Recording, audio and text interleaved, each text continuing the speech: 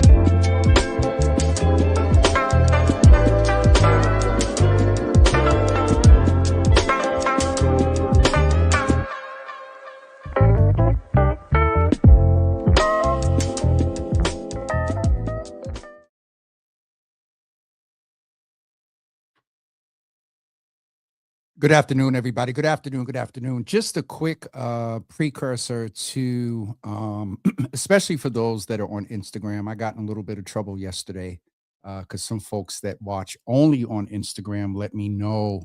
Well, obviously, I knew that we couldn't stream on Instagram yesterday due to different sort of camera setup. So we are rebroadcasting for that reason. And in addition to, I got a lot of feedback yesterday from Brother Cavallo, Evandro Cavallo's episode, where he really explained the origin of the Office of Police Accountability and Transparency, as well as, you know, as you listen to the broadcast from yesterday, you might walk away with some questions about, you know, whether the observations, advice, recommendations of the community in reference to holding police accountable actually adhere to. And at the end of the day, you'll have an idea who actually makes the final decision. So please join us in this conversation with Evandro Cavallo, rebroadcasting from yesterday, especially for my folks over on Instagram. So here we are. And we'll be back with you for a brief second right after this rebroadcast. Happy birthday, Rachel. We'll get to that later because y'all know how it is when I have a guest. I'll do the personal stuff tomorrow. We are speaking with him today to really get an understanding of what the office is, what it has the power to do and not do. How do you file a complaint? I will say that, first of all, opinions and things said today don't necessarily reflect the opinions of Evandro as well. This is a very sensitive subject in the climate of which we're in. We found out over the weekend there was a police-involved shooting that resulted in a death. Very horrible circumstances, and we want to name both Mr. King's and this young man's, just honoring the family. And holding space for that. But there have been police-involved shootings and also some interesting engagement with our young people in law enforcement. And so that's setting some context. I will say right up front, things that are under investigation, we are not going to talk about today, that he cannot do that. So for those of you that are waiting for that, keep on waiting. But Evandro, welcome. This isn't your first time, is it? It is my first time. It is your first time, yes, in the Java I'm excited. Cafe. Finally, I'm here. Yes, but there have been other reasons to have you here before back in yes, you know. Jimmy. Thanks, for doing this. it's a privilege to see you, grow in the space. I remember years Thank you. ago when you see this work, in the community meetings, and so just to see you still here and doing your thing, it's definitely a blessing to see, and want to welcome and excited that obviously that you have an audience. And I'm Evandro Cavallo, and excited to be here with all of you for this very productive discussion. As I told you, I get very unsolicited stuff when certain guests come on, and you're one of them. And so not only surprisingly finding out, Evandro, that and thank you for that, but I want to jump right in, one, to honor your time, and two, to get the people the information. So people don't know, a lot of people don't know about OPAT and what it's supposed to do, the Office of Police Accountability and Transparency. I have to shout out my good friend and sister who was the first executive director, Stephanie Correct. Everett. And seeing that process, there were people in the community like Darren Howell and others. So before we get into that, not only about OPAT, but they may not know about who you are. And I always ask people their first time in the Java Cafe to talk about their story, because I think it's important where the story relates to the work that you're doing. So you can't preach, Yes, but if you could just give us a few minutes of your story and background about who you are, and then sort of ending with why you took this position, because toward the end of your story, you got a good lens in what this position involved. And so, curious to hear sure. that. What about your story identified with taking this executive director of OPAT, which is interesting. We'll frame it like that. Thank you. My story began in Africa. As for those that don't know, I was born and raised in Cape Verde, in Cabo Verde, and essentially on my grandparents' farm outside of Praia, which is the main city. Okay. In a small village. Spent my day mostly playing soccer, barefoot and running around, which I still run, and Marathons and stuff. Yes. Going to school and playing with my friends. And, suddenly at 15 years old, I'm in Boston, I'm in Dorchester, right? No English. And, particularly in Cape Verde, where everybody looked the same, but, small, perhaps maybe 300 people around me at best. And you're in Dorchester now, going to Madison Park, having to catch the buses, having to, catch the train, having to be a Black boy in America as a teenager, right? Barely, again, didn't speak any English, right? And so for me, those early years, particularly as a teenager, well, number one, those early years in Cape Verde cemented a couple of things. Okay. My grandfather, who passed away a couple of years ago, God bless his soul, 92 years old. So Okay. I have a lot of years to go. Yeah. And sound like you live a good life. 92. Yes, 92. Yeah. He was a farmer, woke up early in the morning, 4 a.m. I Mhm. still do the same thing. Okay. So I would, I was required as Mhm. as a boy Yep. to do my part. Mhm. Right. And so for me, getting up at 4 a.m. to go care for animals, to go, in the fields, Mhm. cornfields, really instilled upon me the sort of, I think one of the key things that makes me who I am is that I work hard. Okay. Right. And number two, a few times that I could avoid doing those chores was when I had homework. Okay. Right. All right. So education was very, was highly valued by my parents, my grandparents. So I was a good student in Cape Verde. Right. So Okay. when I came here, those two things I think carried on. Okay. And so, in Dorchester, and one of the things that unfortunately we know all too often as Black men and boys, Mhm. particularly growing up in the city of America, is interaction with police. Yes, sir.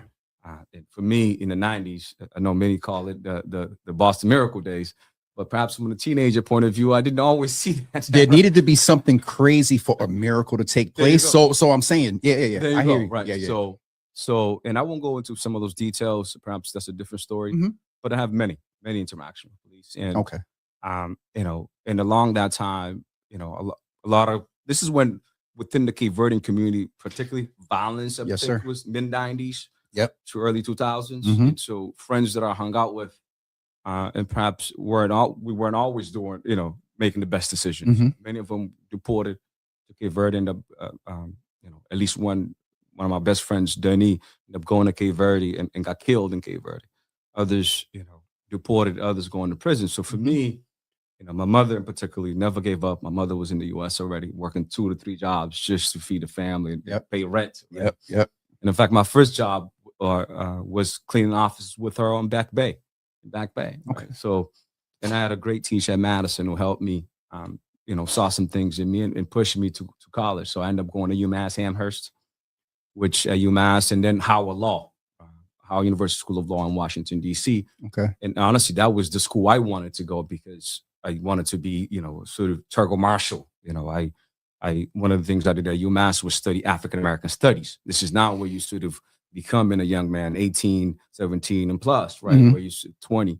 By the time I graduated, I sort of have this very sort of conscious level of understanding of why things will happen to me, why as Black people we are, right? Slave trade, which I knew some of this as a young man, obviously colonialism in Cape Verde and all those things. Amilcar Cabral, like Martin Luther King. So those men and those people really kind of, I was like, okay, whoa, all right. There's a reason why I am who I am. Okay. And there's folks that fought for me to be in spaces like this. So that's when I think the consciousness started to kick in. And I said, I wanted to go to Howard because that's where Thurgood Marshall went. Okay. And that's the first Black Supreme Court justice, right? That was appointed, right? Let me ask you real quick. When was the thing? When did you know in there? And just because I want to value your time, we got a lot to talk about. But when did you transition knowing you wanted to pursue law? Honestly, I think it was something that, my mother and my grandparents fed to me. Okay. Was it doctor or lawyer in the traditional? It was a doctor or lawyer. Okay. Okay. I asked a lot of questions. So I was an outgoing kid and did well in school. And I think they just said, okay, this is what you're going to be. You're going to be a lawyer. Right? Okay. And when I went to Madison, that's when they asked me because, Madison had all the different shops, right? But they didn't have pre-legal or anything like that. So they put me in data processing and computer stuff. So that's where I was. What year? What year did you graduate? 1999. 1990 here. 1990. Okay. So the lawyer thing, honestly, it was family fed. Okay. And so that was the only option I sort of thought I had, right? Okay. Like I didn't think, I'll be something else. It was lawyer or doctor. It was lawyer, right? So in the vein of lawyer, you are a former state representative. Correct. And also from there, I don't know if there was a break or if I remember that Evandro, remember that was interesting times. I don't know if you left to run for DA or I did. Okay. I did. But before that, I was an assistant prosecutor. I was an assistant district attorney. That's very important. That's right. I was a prosecutor in Roxbury District Court. Okay. I was a prosecutor at Forest Hills, West Roxbury District Court. So I just want to point out, you have a different lens. Because at that point, would you agree that you were somewhat working for law enforcement? I was. Okay.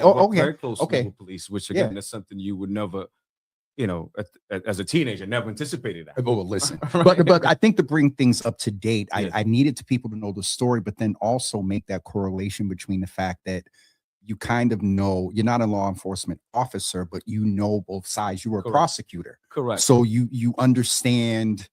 Sometimes in prosecution, you're dealing with law enforcement, and so you know what I'm saying. So there's context I wanted there. I'm gonna speed this up a little bit. You also ran for DA, correct, and did some other things as well. Let's get to when either I don't know if you apply for this or the mayor or you put your interests when Attorney Everett or now Registrar Everett was leaving. How did you tell us about how you landed in this position and what?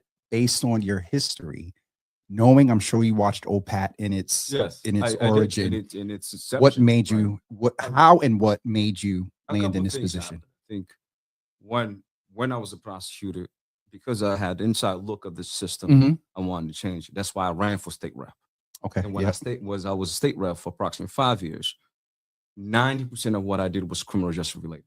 In fact, it coincided with the time that Black Lives Matter was kicking up. Michael Brown had just been killed in 2014, murder by a police officer, right? And so for me, that became the lens. That was what my mission was. Like mass incarceration, we're talking about, right? At the time, we're talking about school to prison pipeline. These are things that I'm well versed in. Yep. So one of the things, and I'll jump into after the rep, but I think it's critical for people to understand this, that when I was a state rep, one of the things that I filed, one of the bills that I filed, when I was one of the first people that co-signed on the post commission that now exists, state which level. is yep, right. That's which is related to this. correct. It's the state counterpart Yes. to OPAT, Yep. right? Number two, I filed what then I called a special prosecutor bill, because I wanted incidents when police killed individuals in any, police involved shootings primarily at the time, because that's what was going viral. Yep. That a special prosecutor would be appointed, not the local DA, to handle those cases. And did it get across the line? I did not. Okay. Even the post, it was like a couple of us on this. So I'm bringing that back because to me, this is, particularly when we talk about movements, right? Civil rights movement for us, for Black people in America, particularly. Then the major one became Black Lives Matter movement. And I felt like I was part of that and inside of the system. So I'm trying to change it because it's happening.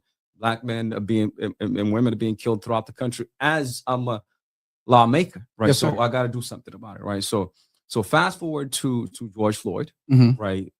He was murdered. Just speed that up a little bit more, because Okay. George Floyd, we still going back. Okay. Speed it up to OPAT, only because I know I said about 45 in your world. Okay. Y'all schedule is Yeah, interesting. So if you got a little extra time. I got a little. Oh, okay. Yeah. So George Floyd, and then jump into when you got the call, Okay, or so you expressed interest. I got the call.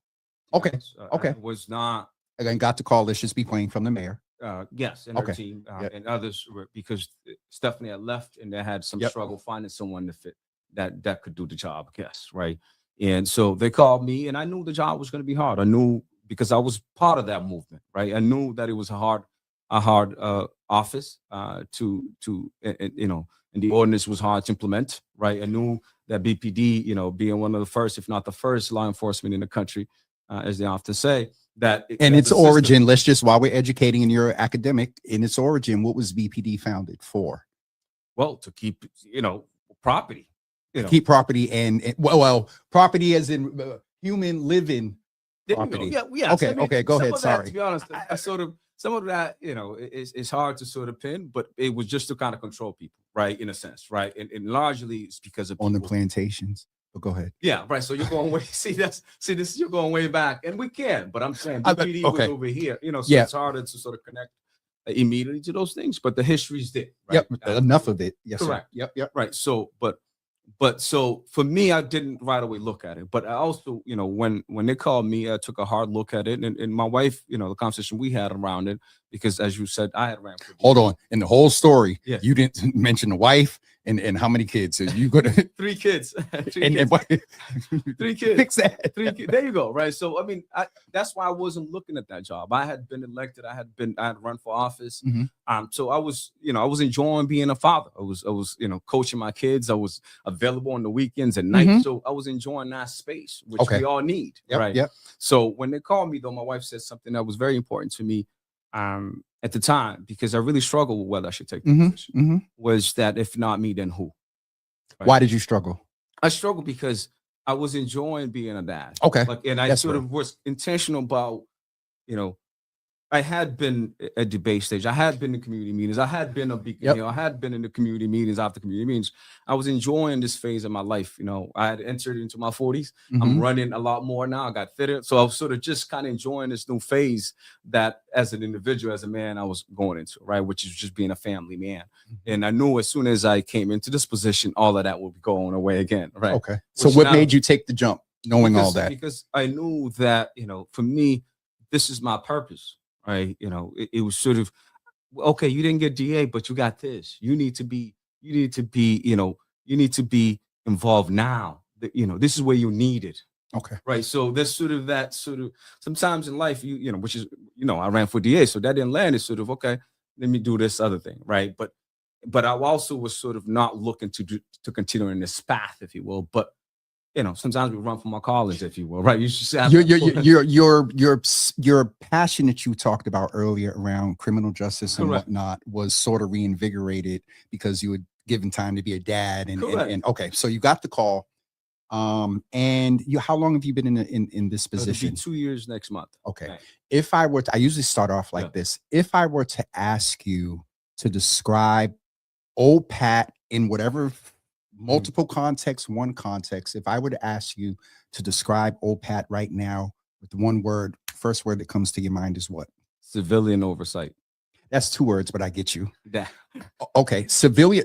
Okay, People. civilian oversight. People. So. People. We know that this came post that George Floyd. The correlation between when you was doing in the state and then when this was started, it just kind of hit me. But whatever, it just kind of hit me. Okay, so it's in place. Stephanie Everett got it up and running. She got appointed, and you're in. First of all, in your words, not the mission of what's on the website or whatever. And I'm going to share the website just so folks can go look while we're live. What is the purpose of OPAT? The purpose of OPAT, in my words, is this. And folks, please listen closely. Okay, it's to allow. It's to me, it's the purpose of police community relationship building. Okay, when we talk about community policing, this, in fact, what it does, it gives community a formal authority. Community. This is why I was saying civilian oversight, people, community. Okay, if you want to call it, the one word is community, right? Okay. Community oversight. Why? Because we have boards, particularly the one board that's 9-member board, civilian review board, that are individuals from the community that are appointed by the mayor to serve on our board. Now, the key thing that people should know that's different than before. I'm just taking notes because I don't have a pen. It's okay. Okay. Please. But what I was saying is, so the main thing that OPAT changed, right, is that in the past, before OPAT existed, people's option to file a complaint against a member of BPD was the only option was to go to BPD. In what was internal affairs oversight. Is it still an internal affairs? Internal affairs division. Is there still a division within BPD? Okay. It is. Just curious. And all police departments across the country have it. Okay. Now we're saying, okay, if you have a complaint, come to a community organization. Come to an organization that's led by civilians. That's non-law enforcement in a sense, right? That's essentially community driven. That community members make the final decision on the cases. So before you file a complaint, it goes to internal affairs, it goes through the system, and the commissioner makes the final decision there. But now, if you file a complaint with us, it stays with us. Yep. I have, obviously I have community engagement. Shout out to Corey. Shout out to brother Corey for making this happen. Corey's been very helpful. And that's one of the things that I focused on too, is going in the community, right? And he actually shared a little bit of how he landed there and what the focus was. Thank you. So, and that's been critical. So connecting to the community, because when Stephanie was there, she was primarily focused on getting up and running, right? So when I came in chapter 2, if you will, but she's trying to make sure that people understand it better. So we got, we got things like, a sign on the door, basic things. We have pamphlets that we didn't have before. Right. I'm doing community meetings. I'm doing coffee hours on a regular basis. Right. I'm doing more of these things. Continuing to build on. Continuing to build on that. Right. So, but let me just close out what I was saying initially before I lose that frame of thought.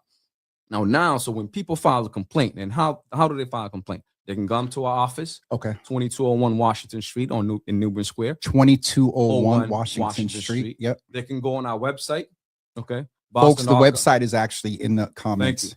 They can call our office. They can walk in. They can also file a complaint on our website. Again, like actually anonymously, right? They don't even have to so if you see something, say something. You don't have to. They don't necessarily have, when you say anonymously, I don't want to get too far ahead, but let's go there. They can see something and file it anonymously. And therefore, one, I'm hearing that you don't necessarily have to follow up with them if they see something. How do you, with it anonymously with no backtracking, how do you avoid also? It has its challenges. Okay. Thank you for if the person doesn't provide you enough information, if you can't identify the officer, things like that may happen. Ideally, the person will identify themselves. Right. So because we have intake coordinators, investigators that can follow up with you, do an interview, and figure out what happened. Right. Okay. Let's back up a little bit because we got ahead. We're in this. We do this. There's some presumed things that we know. Okay. So an incident happens. Yes. There's a current one that I know you can't speak to and don't have a lot of information. So it's hypothetical based on what we both are interpreting literally in real time. We both got this information this weekend. There's an incident where, and this has actually unfortunately been a trend, and there's a lot of discussion, behind it. And my fear is, if you remember in Forest Hills, the incident with the MBTA, that discharge happened during a tussle. I say that because there have been a lot of incidents with our young people in law enforcement to where it's reported that young people were fighting the police officer. Okay. Right.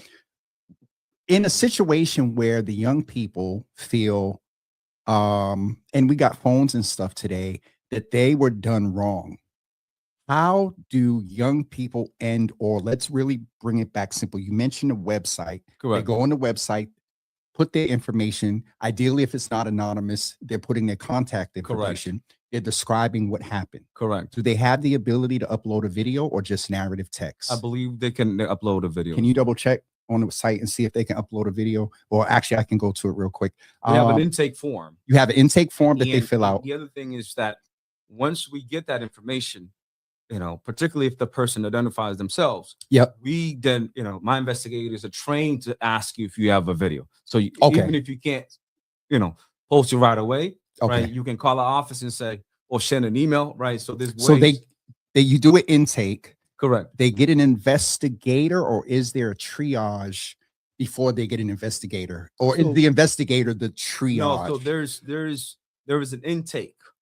Person, like a okay, So that's the first contact. Okay, if you go on a website and you file a complaint, there's an intake coordinator that will call you and follow up. If just kind of say, we got it. Okay, what's going on? What's the next step? Then it gets to assign to an investigator.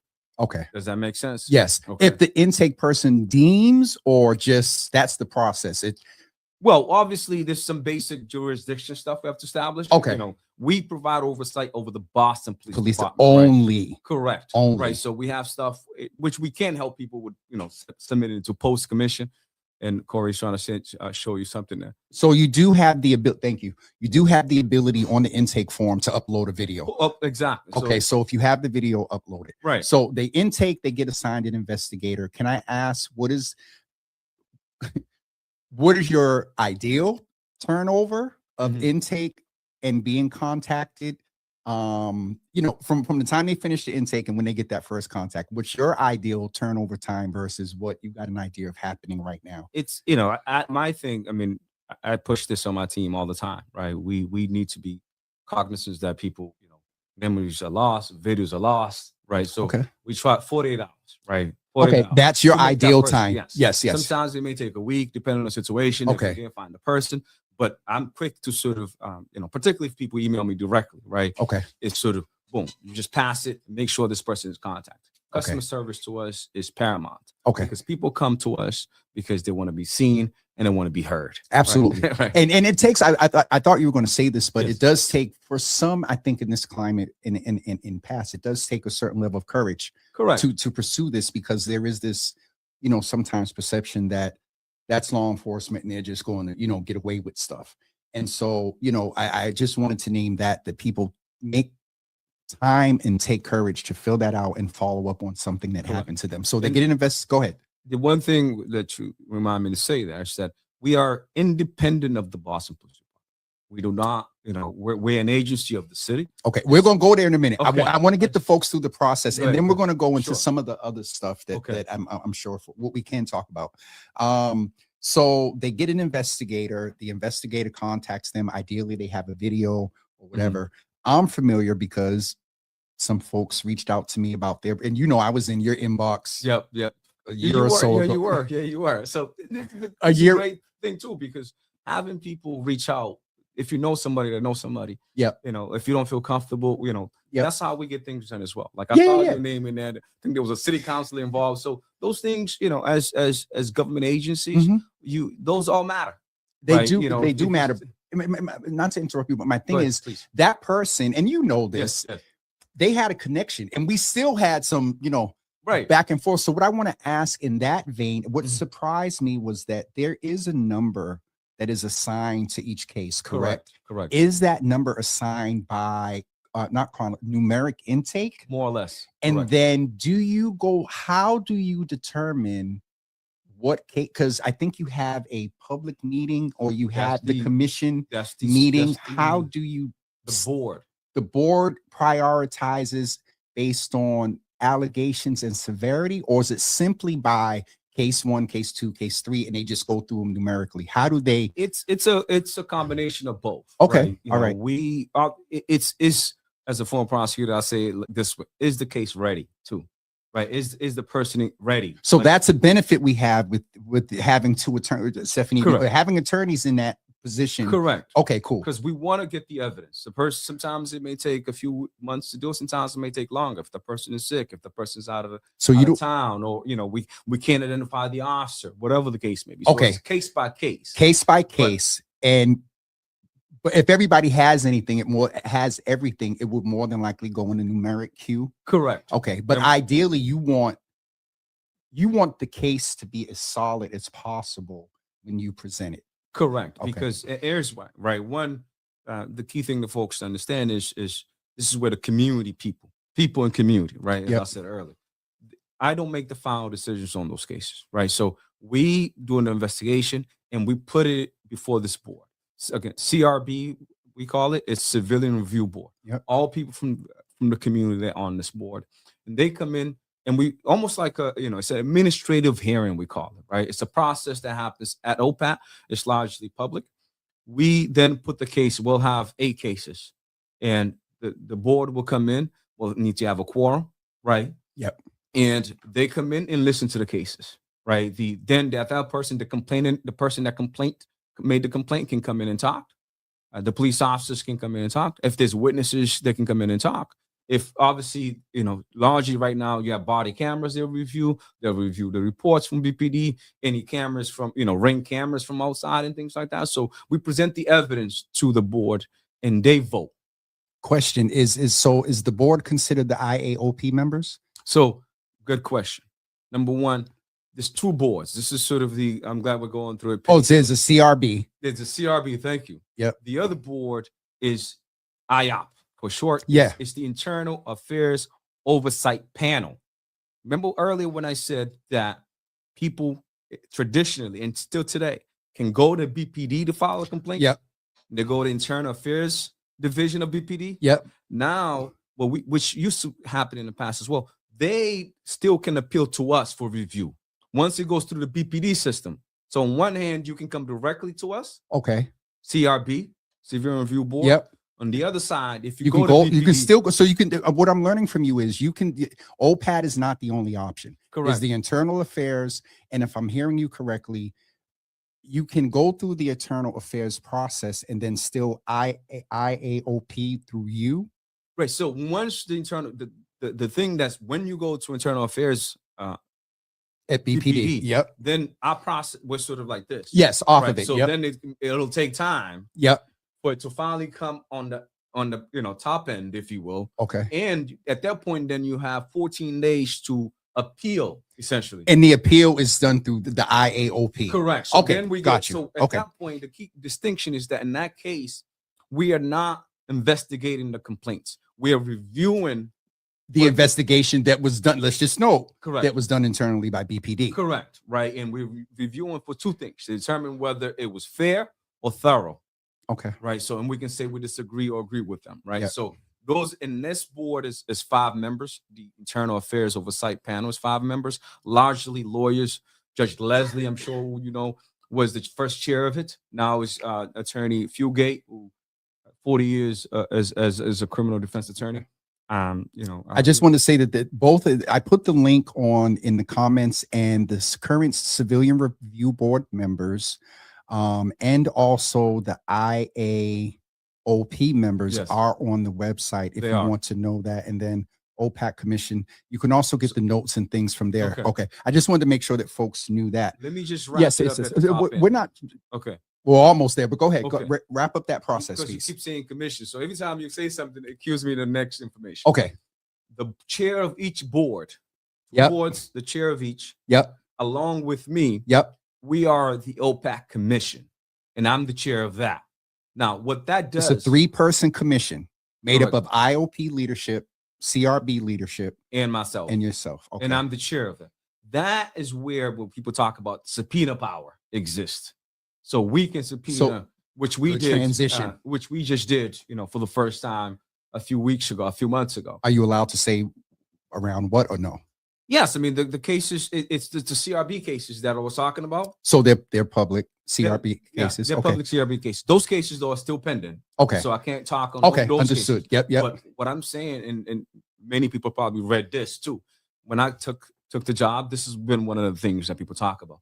Oh, you have subpoena power. You haven't used it. We haven't used it. So what I'm saying now is that we've used it. And we'll continue to do it when we need to. So let's get ready to go there as we wrap up. One of the things, thank you for taking us through the process. Thank you for defining the commission, the AOP and the CRB. Government and all these damn acronyms. Civilian Review Board, CRB. Internal Affairs Oversight Panel. Yeah, that one. It's on the website, y'all. It is. So when you talk about subpoena power, there has been in the media, there was a report that you recently put out. Correct. And yes, thank you. When you said civilian, I asked your word for OPAT, and you said civilian oversight. Civilian oversight. Civilian oversight. People. And I said community. Okay. So with that, let me ask you, with that subpoena power that the 3-person commission has, you can subpoena what?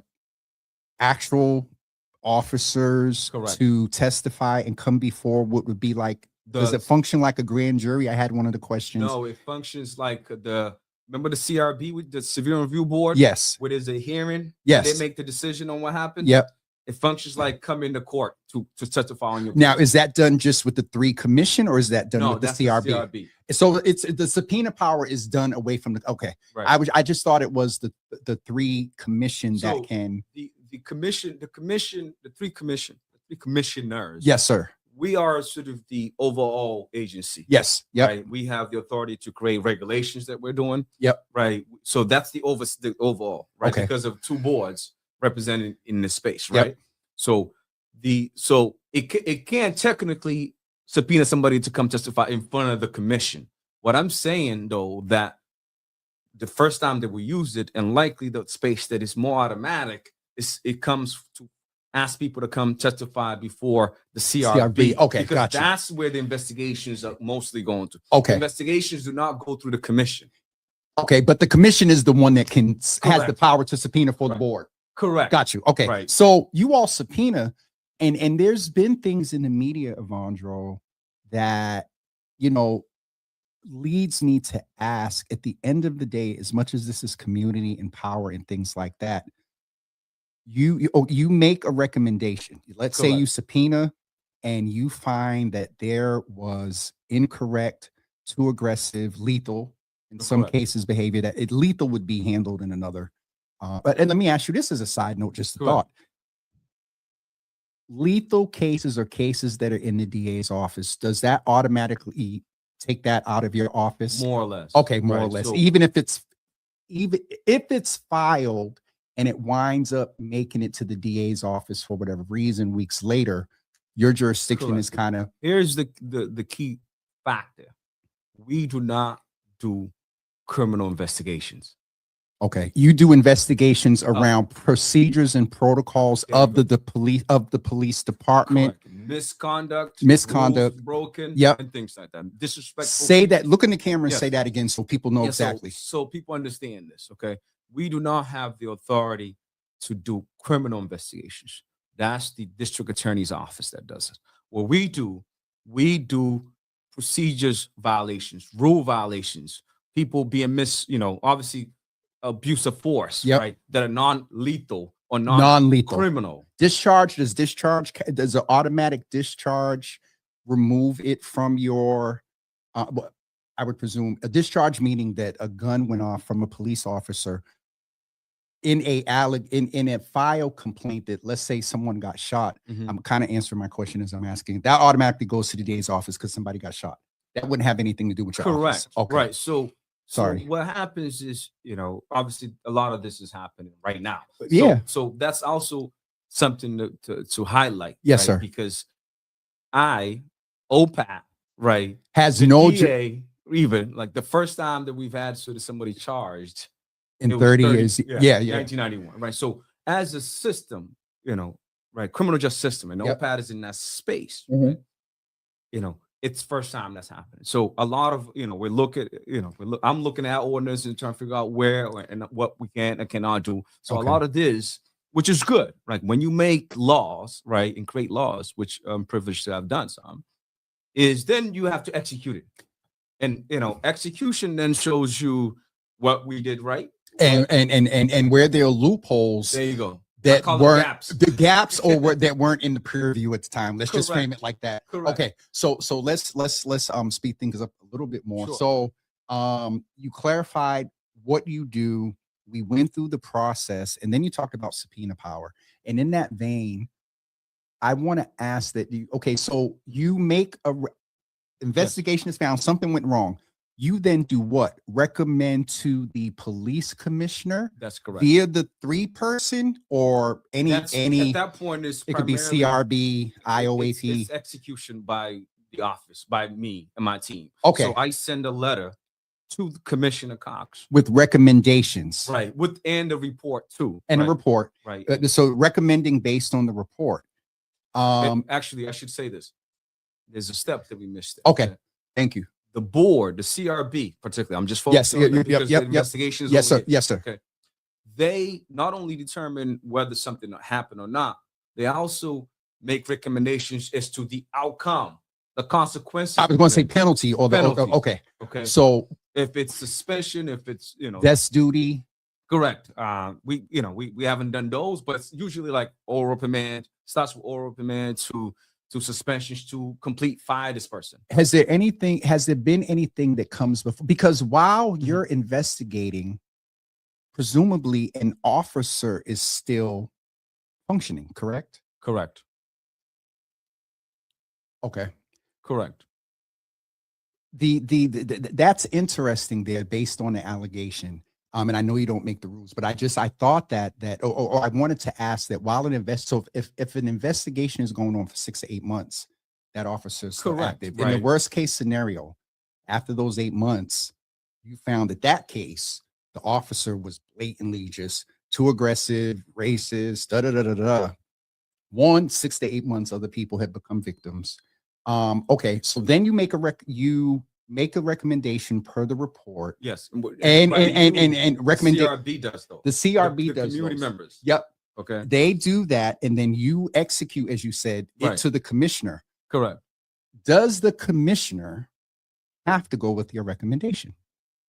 Does the commissioner have to go with the CRB's recommendation? Yes or no? I love the yes or no questions. It's a simple one. He doesn't. He doesn't. So that's no. It's there's nothing. I love that takes me back to debate. Yes or no? It's not always yes or no, but it is. It's a gray area. But technically, you're a lawyer. Correct. By law, it is no. He does not. The not him. Right. The ordinance says that he does. So the ordinance gives him the ability to make the final decision, whatever that may be. Yep. Which again, a lot of this. And I'm happy to engage with folks more, but a lot of this I've played in the media as well, which the community has sort of been upset about, right? That's talking about gaps, if you want to be frank. Right. That's been a space that others have communicated loud and clear. Mm-hmm. And not only the union plays a role.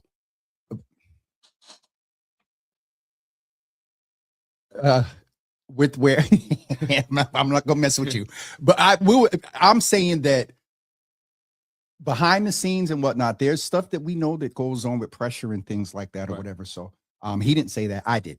And so the commissioner does have the ability to say yes or no. In your purview, if you've done any research under Stephanie's time or whatever, do you have a percentage number of where your recommendations were adhered to? Again, or follow? This has been well published and documented. In the report. In the report, yes. and also in the media, right? Let's back up a little bit as I answer that question. Number one, the reports that we do, when it goes through the CRB, they voted on this. You all got a whole dashboard on the website. Thank you. Whole dashboard. So this space of transparency is critical to understand. Our reports are on our website. Every case Here is- by yeah, okay, it's right you can here. find the reports and find out what the officer did or didn't do, and obviously we try to protect the complainant. Yep. So some of it is redacted, but you can see the names of the people involved and what transpired. Number two, the commission is also required to write us a response in saying if he's not going to follow the direction that we give him, as to why it isn't, right? So that's also built in the ordinance, but executing that also has been a little tough, but we're doing better than before in this space, okay? So, but it's a small percentage that he's followed. Okay. And that again, A small percentage that he's followed your recommendations. correct. Okay. So that's again not up for debate in a sense that it's in fact the CRB wrote him a letter. The CRB, the board, not me, which obviously it's That's all the of community. us. But Yep. I want sort of sometimes because of all the different spaces, I like to emphasize the CRB wrote him a letter in September, said this is unacceptable. Mhm. Right? We're community members. We're trying to do the best we can. We made decisions. We're not hearing back from you.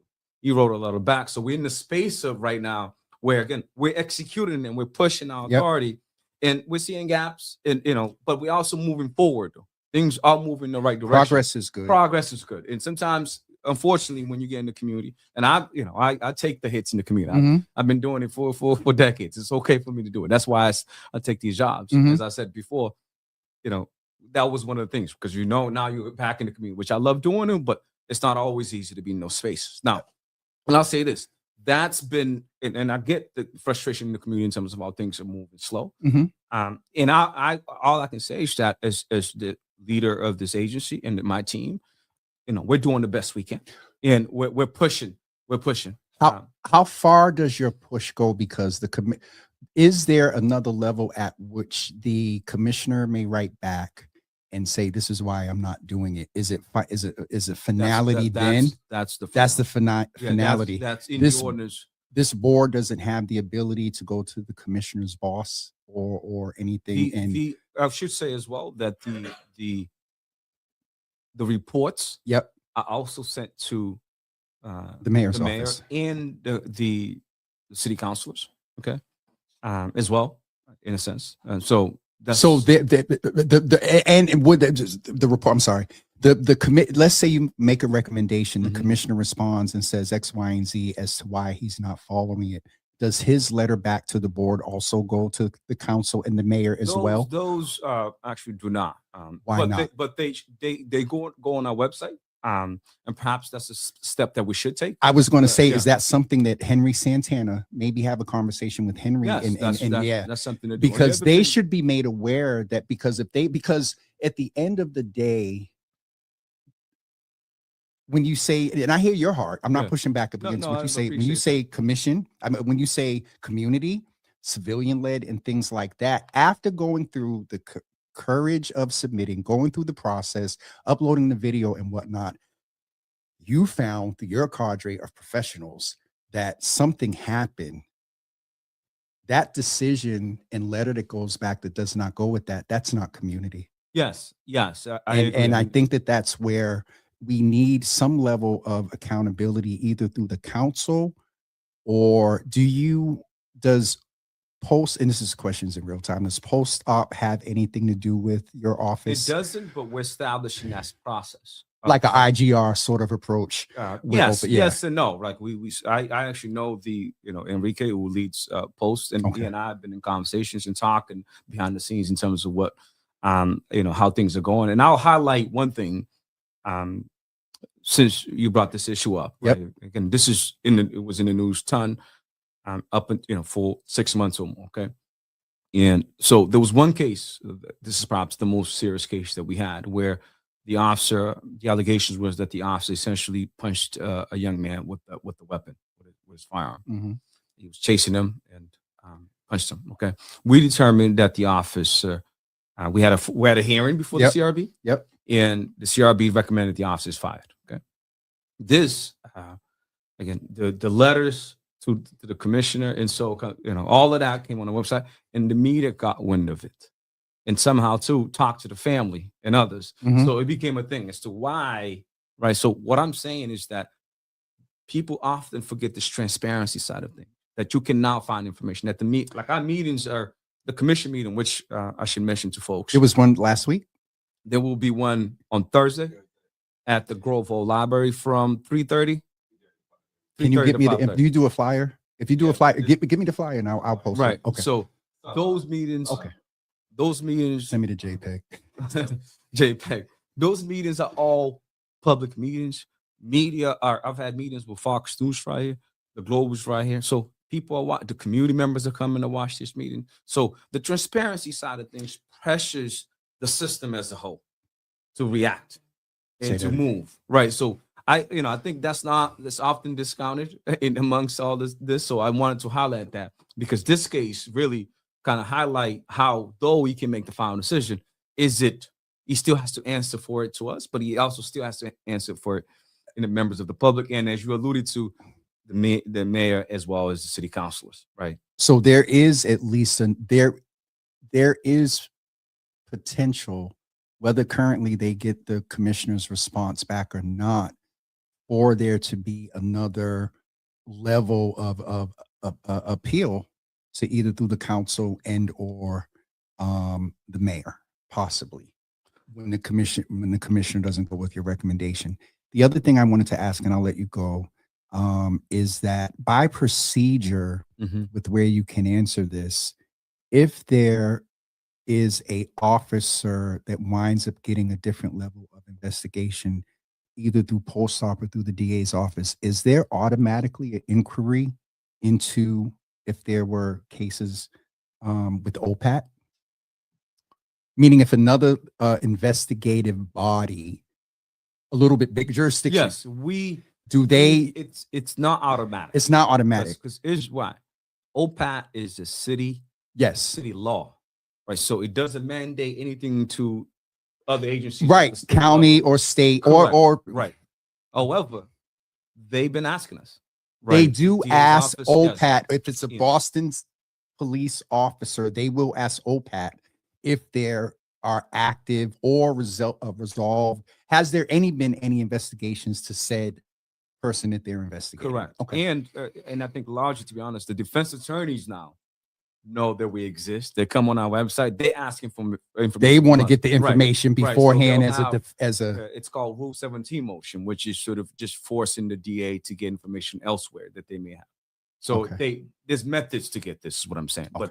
But because people know we're here, reports are published online. The defense attorneys can literally, and I would say, if I was the defense attorney today, I would be going over there, just at least put the person's name. And Post also has a bunch of information to see if the officer has been decertified in the past. So Post commission at the state level has that information as well. Okay. I think at this point, if you're doing the criminal defense attorney in the city of Boston and in the state of Massachusetts, you're not doing basic, Googling the person's name, the officers involved, going to Post website, going to our website. So right now, if we're basically what you're saying, if I'm aware of anybody that's being investigated, because it's public information, I can go on the website and find out if there have been investigated. If there's an active investigation, does what OPAT has get blacked out? Correct. I knew I had to ask that. So right now, if I went and looked up a certain name, right, this under active investigation, I can't find it on OPAT. So we cannot give information. No. I'm not talking about your investigation. Let's say you investigated someone. Right. They now would be investigated by another investigative body. Right. Because the other investigative body is in a active investigation, does what you have at OPAT disappear until the investigation's over? No. No. So what we do, depending on, this is our process, right? Yes, sir. Is our investigation done or not? Is that question? Okay. I would say if your investigation is not done, obviously it's not out there. If it's done, it stays there, whether they go and get investigated by another body or not. Correct. Okay. But we can, when we're starting to communicate, particularly with the Post Commission. Yep. Right. And I've, I actually know the DA. When I was an ADA, I had cases with them. So I sat down with him and his team to figure out how we're going to work together, how we can share information. But again, when it's a criminal investigation, like some of the ones we're seeing now, that's DA. He doesn't necessarily, there's not automatically check with us. Right. We're city agents. Okay. Right. Does that make sense? I folks that know why I'm asking. So I want to ask you this, Evandro. You're in this role, and I remember someone in City Hall told me, 24/7, you know, when you're in these type of roles, but you're from community. You're a Black man. You saw the recent video with our young people. Black men, if I'm right, Mhm. tend to be your largest number of Correct. Black complainants. people, Black people, yeah. and then is it men more than? yes, I would assume so. I don't have that number in front of me. I can read you some numbers that I think Give me would a be couple, helpful. but while you're looking at that, I'm curious as to if you know or not, if any complaints have been filed, or if you have a number of complaints filed on behalf of young people. Has that ever come in your purview? Yes. Okay. And I don't ask for numbers right now, think but I'm we just have that curious. information. I will say, I mean, a good amount of our complaints are when we talk about young people as young as 17. Mhm. This case that I was talking about earlier, where the young man was Hit with the gun. yeah, I think he was 17, about Mhm. or 18, Yep. because he was playing with his friends outside. And so we see, a lot young people are, like I was, right? Particularly when you're talking for Black boys, unfortunately, sometimes too early in our ages, but certainly when you're a teenager into your mid 20s, right? Mhm. So, and this is why at OPAT, this is one thing I'll say in closing in terms of what we do, particularly young people. Number one is the CRB. Mhm. There's a young person's we call it youth Voice. delegate. Okay. There's a youth. That's only for youth. Amongst the 9, there's Yep. one that's dedicated for young people. Okay, and right To now be we a have- youth voice on yes, the. to be Okay. on the board, to be part of the issues, to vote. Like Okay. they are kind of say they're a member of the city council, the youth committee. Excuse me, the school committee. Yep. They are a member like anyone else. Okay. Okay. And number 2, which Corey is helping me to do, this is something that Stephanie started, is the youth council. We're trying Yes. that we're going to try to get off the ground. That's rolling already. We're already connecting with the city, with the jobs, making Okay. sure young people get paid, to get them involved, to advise me, to be part of the program, to understand what's going on, and have Mhm. conversations with the community, with our boards, so we can determine how else we can be helpful to them. That's a good way to, if you could end this out and speak to the people. I know you've seen a lot of conversation about it starts at home, it's with the parents. I'm specifically talking to engaging with police, young people, that I think one of the, outcomes of a post George Floyd, Michael Brown period is that there is I don't want to put it on the young people. The trust that we should be able to have in law enforcement for various reasons is not there. And it post COVID, and I think George Floyd and whatnot, it's caused some interesting behaviors. I've often said that the police aren't going anywhere. We're not going anywhere. The police aren't, and we certainly aren't. Something happens right now, Evandro, outside this house. Mhm. What are we going to do? We're going to call 911. Right. My fear is that something is going to transpire with the youth that may result in being out of your office. You know what I'm saying? Correct. Because it Correct. may be lethal. Correct. Evandro, Black man from this community, what do you say to parents and young people about how to engage? And then I would also, because I'm sure some law enforcement, there was a question here, influence of the union. I know some of y'all union folks are watching too. What is it that you would say to law enforcement about being cognizant of behaviors with young people in some of the most horrible, worst circumstances? Okay. Great question. Those two. Number one, I'll start this way. As I mentioned, particularly because I wasn't born in this country. And number 2, my father passed away when I was 11 years old in Cape Verde in a car accident, which is, I think, one of the reasons why I'm always, looking up, Mhm. trying to find Black men, in particularly Mhm. to help me with lessons, right? Bro, I don't think that ever. I'm 54, and You're there's still- still, right, there's still an impact. So We're that's still real. trying Thank to you find, for trying to Yeah, find yeah. others that teach us the lessons, right? And I was a young person, a teenager, and I was a rebel, man. Like, I did not care for authority. I got suspended all the time. I got into fights at Madison. And for me, number one, I'll tell parents not to give up on their kids. Okay, that's critical for me. That was the change. If nothing else, if there was one thing that made a difference for me, was that when I got in trouble, my mom. Okay, I worked 2-3 jobs, but I'm coming. Right, not to give up on them. Number one. Number 2, I remember, again, back then having those interactions with police and sort of just being pissed, just sort of, upset and yelling and just get, too anxious and angry, right? And it's Coach Wilson. I'm not sure if you know who he is.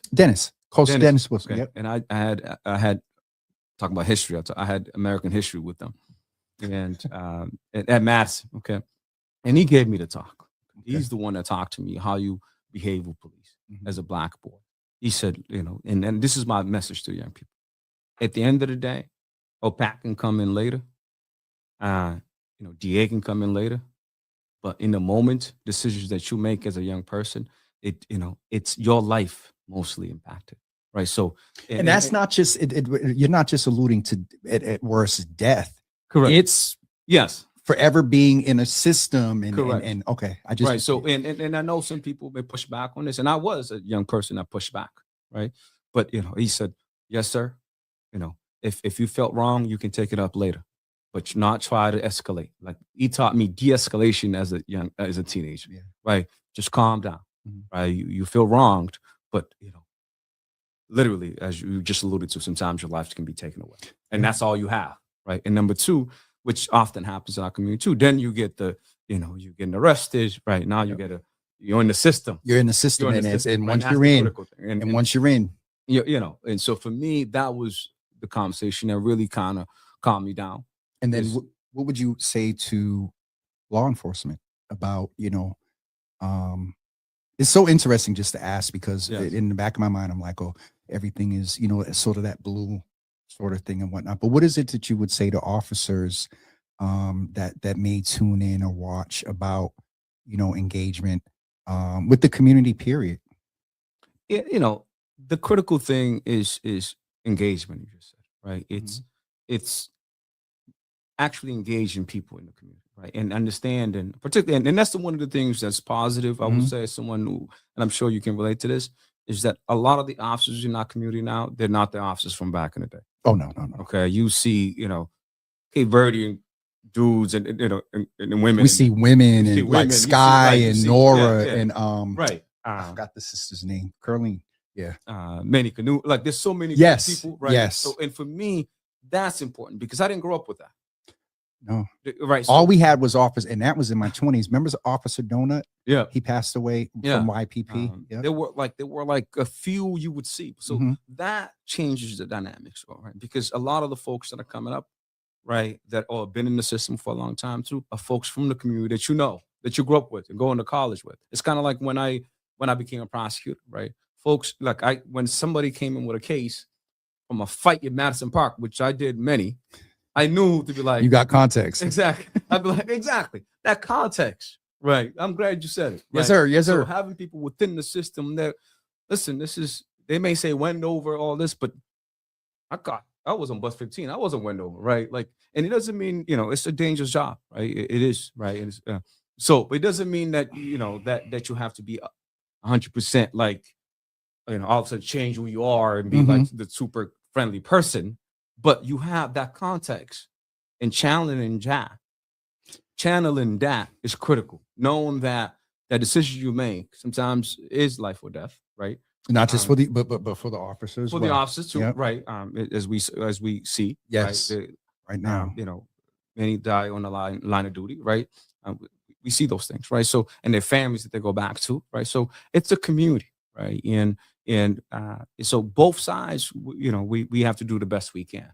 But ultimately, the onus is, on the person like me. When I'm in the community being yelled at, I'm working, right? In a sense that, to do the best we can, make decisions that help. Good example. Yeah. Because there is a lot of energy, right, to law enforcement right now. But that bringing that back home to that absorb. Yeah.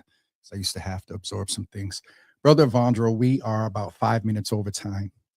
Actually, we're about 20 minutes over time. No, I cleared my schedule. But, you did? I just was sort of, you had an idea. You text me. We've been talking about this. You've been wanting me to come for a long time. This sort of, so, I made sure to be available. And we made sure we made it happen. And your audience is important, man. I wanted to take the time to explain to people what we do and don't do, and I didn't want to rush through it. Yeah.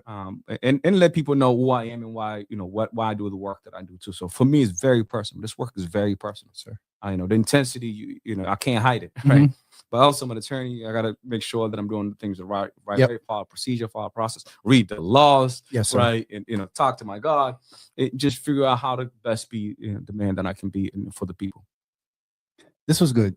This was good. I knew it was going to be good. And as much as some people down at that brick building on at City Hall Plaza, I knew what the motive was for having you here. And I hope people got the information and the education they need about how to deal with this, what you do, what your office does do. As one of the questions I asked, where the power does lie. So we are kind of walking away with one action item, and I'm in his text all the time. So I'll text Counselor Santana, as well as keeping in touch with you about that. There may need to be that correspondence where the commissioner responds unfavorable to your recommendation. That correspondence needs to go to City Council, and I'm sure it goes to the mayor as well. But because we need that other level of accountability. Thank you, man. Thank you. I appreciate you. This was thank you, man. Corey, thank you for making this happen. Listen, folks, we're going to let you go. Don't forget tomorrow. And this is kind of related to you, but not just law enforcement. Tomorrow, as you all know, last Thursday we had technical. Hey, everybody, we're going to let you go. Thank you for tuning in for Midday Java, where we rebroadcast for the folks on Instagram. The conversation with OPAT. So we will be back with you tomorrow at 10 a.m. Thank you for being here, and have a great Testimony Tuesday, everybody. Have a great day, you all. Peace.